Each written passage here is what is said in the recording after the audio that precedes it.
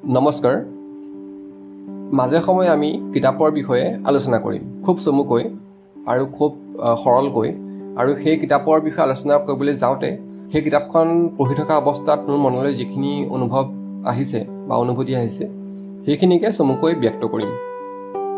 আজি তেনে এখন গ্ৰন্থই আপোনালোকৰ ওচৰলৈ লৈ আহিছোঁ। গ্ৰন্থখন হৈছে আণ্ডাৰ এ হোৱাইট স্কাই, লিখিছে এলিজাবেথ কোলবাৰ্টে।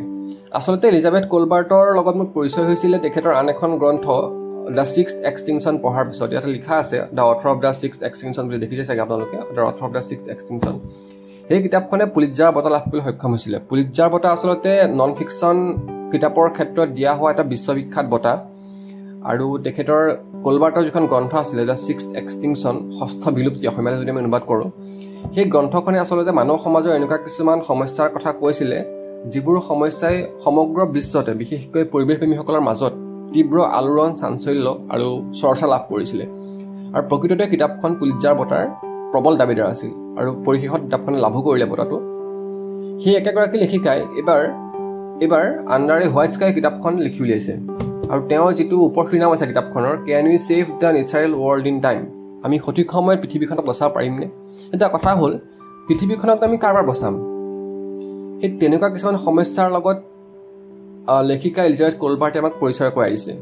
আৰু আপোনালোকে সকলোৱে চাগে কিতাপখনৰ শিৰোনামটো লিখি গম পাইছে, সেই সমস্যাবিলাক হৈছে পৰিৱেশৰ লগত জড়িত।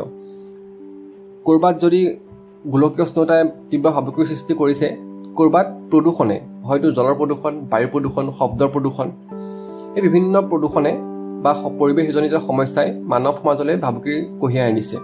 গতিকে তেনে কিছুমান সমস্যাৰ কথাই কোলবাৰ্টে এই কিতাপখন আলোচনা কৰিছে। কিন্তু ছিক্সথ এক্সটিংশ্যন আৰু আণ্ডাৰ এ হোৱাইট স্কাইৰ মাজত থকা মৌলিক পাৰ্থক্যটো এইটোৱে যে ছিক্সথ এক্সটিংশ্যন কিতাপখনত তেখেতে কেৱল সমস্যাবোৰৰ কথাহে কৈছিলে, মানৱ সৃষ্ট সমস্যাৰ কথা।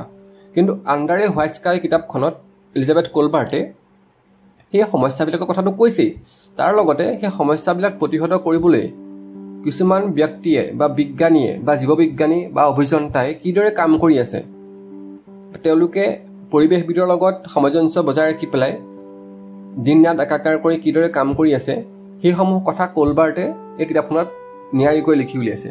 আৰু এটা কথা, কিতাপখন লিখিবলৈ যাওঁতে এলিজাবেথ কোলবাৰ্টে সেই ব্যক্তিসকলৰ ওচৰলৈ গৈ পেলাই তেওঁলোকৰ লগত থাকি তেওঁলোকে কৰা কামবোৰ নিয়াৰিকৈ চাইছে, মনোযোগেৰে চাইছে, তাৰপৰা তথ্য সংগ্ৰহ কৰিছে, তেওঁলোকৰ লগত সাক্ষাৎকাৰ লৈছে। সেই কথাখিনিহে তেওঁ যুগুত কৰিছে। তেওঁ হাজাৰ কিলোমিটাৰ দূৰত থাকি পেলাই কিতাপখন লিখা নাই, তেওঁ সমস্যাটোৰ ওচৰলৈ গৈছে, তাক চাইছে, তাৰপিছত কিতাপখনৰ সেই কথাবোৰ লিখিছে। আৰু ইয়াতে আপোনালোকে এটা আমোদজনক কথা গম পাব, আমি সাধাৰণতে মাছ যে খাই থাকোঁ, গ্ৰাছ কাৰ্প হওক বা চিলভাৰ কাৰ্প হওক, কাৰ্প ফেমিলি যিটো মাছ, কাৰ্প পৰিয়ালৰ, সেই মাছটোক এসময়ত আমেৰিকালৈ লৈ যোৱা হৈছিলে 1970 চন, যদি মই ভুলকৈ মনত পেলোৱা নাই বা ঠিকমতে মনত পেলাই আছোঁ।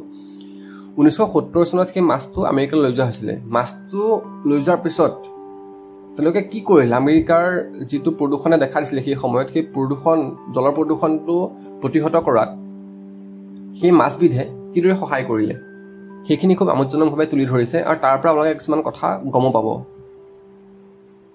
এনেধৰণৰ কিছুমান কথা কিতাপখনত লিখা হৈছে। আৰু মই ভাবোঁ কিতাপখন পঢ়ি পেলাই আপোনালোকে কিছুমান নতুন ধ্যান ধাৰণাৰ লগত পৰিচিত হ'ব।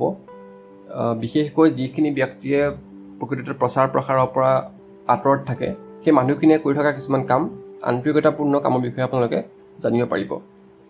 সেইকাৰণে কিতাপখন আপোনালোকে পঢ়া উচিত। আজিলৈ কিতাপখনৰ বিষয়ে ইমানেই ক'লোঁ।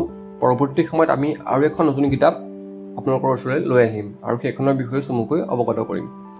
পাৰিলে কিতাপখন সংগ্ৰহ কৰিব, পঢ়িব, আৰু পঢ়ি উঠি আপোনালোকে কি পালে মোক জনাব। ধন্যবাদ।